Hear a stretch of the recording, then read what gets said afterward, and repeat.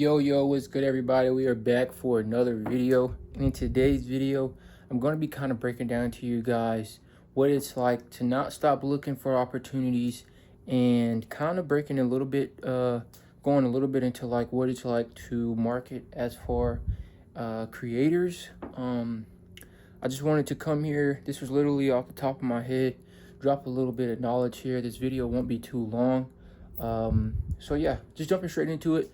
As you guys may know, me and my business partner Carson, we run Ticket Cultivation, where we have two offers. We'll do consultant for certain offers. We also have rev share, to where we'll come in and take a percentage of the business, and we will scale the business via ads, webinar, call funnels, you name it. So recently we've been kind of restructuring the business. It's obviously business is ups and downs. It has its obstacles, but what I want to talk about with the opportunity side is never stop looking for opportunities, right? And the reason why I say never stop looking for opportunities is because how me and Carson would talk is kind of not the way I believe anymore. We were always taught, find one person and scale with them super hard. We've done all of that, and it's great, but when it comes down to it, the grass isn't always green on the other side. You know what I mean? Going into that, it's like, I can give you guys a backstory. We had a client we ended up winning Skool Games with. We thought we were going to, continue to keep ripping, and so we stopped looking for opportunities. We scaled that offer up to $50K a month. It was a low ticket product, $20 a month to join a community, and we just ended up going our separate ways after that. So we thought, maybe that's just the first time. And that's also, right around the first time me and Carson actually started, touching decent money. That was like one of our first 10K months. So we were railing that partnership just, didn't continue to keep going. The creator kind of to want to go his own different route, which kind of glad, because seeing his content now, that's kind of something we are not really a big fan of. So moving along from that, we were like, let's just try to find someone else. We ended up finding someone else, actually a pretty cool dude. Things were actually moving pretty solid. We were together for about 2 years. We generated that client a little over $1.1 million. And yeah, he just decided that he wanted to go a different way as well. We all also were not seeing eye to eye in the business, right? And we just decided to go our own separate ways. And since then, me and Carson have kind of taken a step back, and kind of, restructured the offer, kind of, rewired our brain. I put, miles in. I just had to, rewire everything because we weren't fulfilled. You know what I mean? Like, at the end of the day, yes, for one person, you can make 10, 20, 30, 50, even 100K, but you're still behind the scenes. And if you're not posting content, that shit kind of gets a little like dreading, like it gets boring in a sense, right? Especially for me and Carson, because it's a split person business.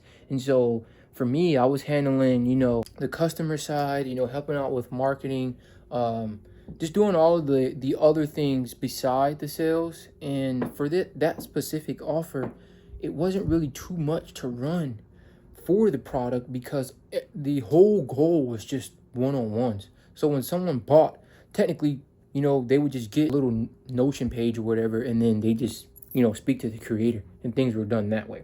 So it wasn't really too much product that needed to be involved, right? So what we had to do was we had to realize, like, dude, we have to just stack these people, right? We have to stack them, because God forbid if anything like this happens to us again, we won't be in the position to where we have to, I wouldn't say be in survival mode, because, we haven't really, I think we got our first client it took us 2 months to get our first client after our partnership had dissolved.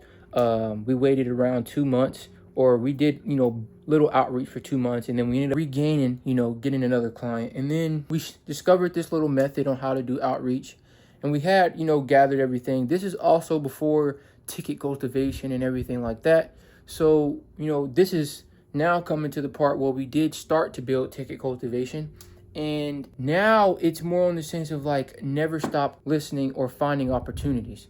This is also instilled in my brain from my buddy Cal. So shout out to you, Cal. You know who you are. Never stop looking for opportunities. You just never know what could happen. The reason why I'm saying that is because I'll get into it now. We've been railing outreach messages for God knows how long. I think we just now cracked a new way on how to do outreach messages, not just with how to outreach, but actually sending the messages, what we're saying in the Loom or the videos. We're not even sending Loom videos anymore. Fuck that. And we're just railing it, right? And so here recently, we now have, so prior we had 1, 2, 3, 4. We have 5 offers. Now we are probably going to drop 2 of them, and we're only going to run 3.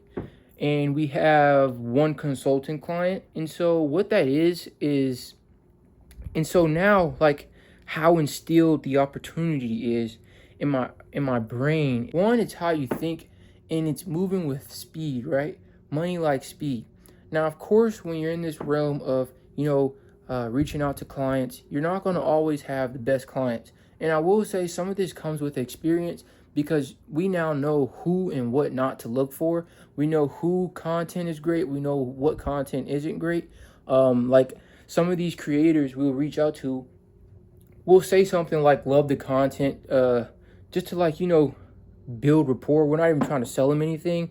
And they'll come back and be like, oh, you don't even love me. You don't even follow me.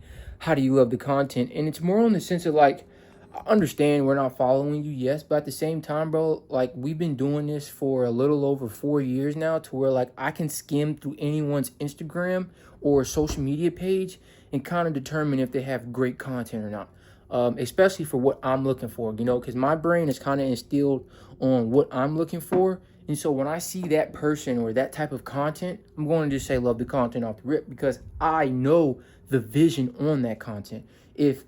Especially with having the right systems, the right funnels in place, the right teams, the right, everything in place. Oh, dude, I know the content's going to be insane. Love it. I'm loving it, brother, So yeah, so, it piggybacks on, one, having the experience, knowing what to look for. And, we did have a bunch of more clients who just were terrible fits. And I think the reason why we signed them, honestly, is because we were just trying to find someone else to look for at the moment. Like, we weren't really actually diving into our real ICP. And so we just kept getting terrible people, And so now, fast forwarding, speaking to a couple of our boys and everything, we now have everything instilled in our brain, and it's re-solidified to keep pushing forward or keep moving, right? And so I can really tell you guys, we really just got a little bit more of momentum. And with that momentum, it's now time to go 10 times harder, right? And so, like the whole video is about, is to never stop looking for opportunities. So I can kind of give you guys his backstory. Yesterday, we reached out to a guy, great guy, ended up hopping on the phone with him, closed him for $5K setup fee, 60-40 split. And that's how simple it really is, right? And so I can put the little 5K whatever, so you guys know I'm not lying. But yeah, and so this is what I mean by never stop looking for opportunities, because at the time, before we found this person, we thought our other offers were holy grail offers of what we wanted, right? And it is. It's starting to rip. By the way, that launch, like I told you guys, didn't go as planned.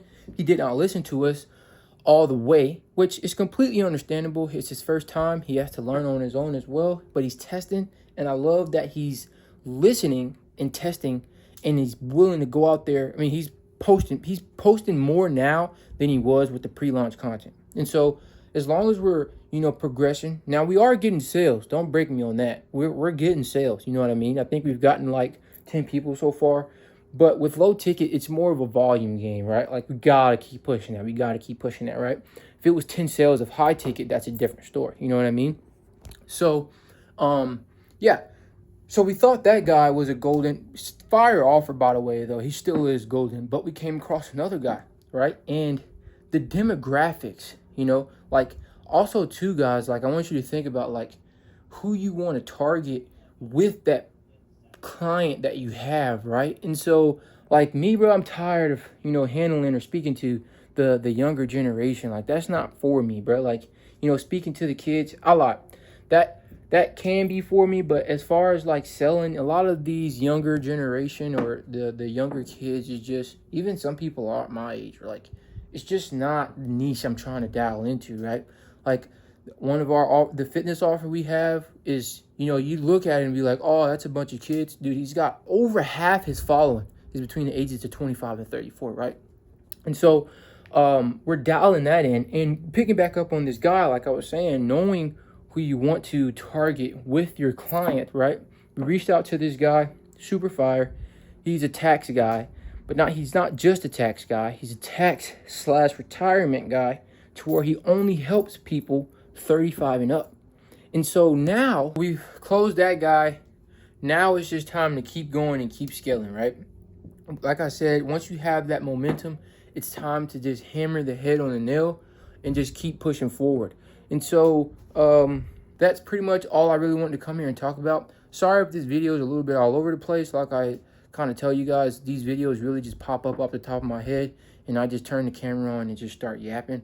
So yeah, if you guys found this valuable, I know it was kind of all over the place, but your thoughts in the comment section. Don't forget to drop a like, comment, and subscribe, and I'll catch you guys in the next one.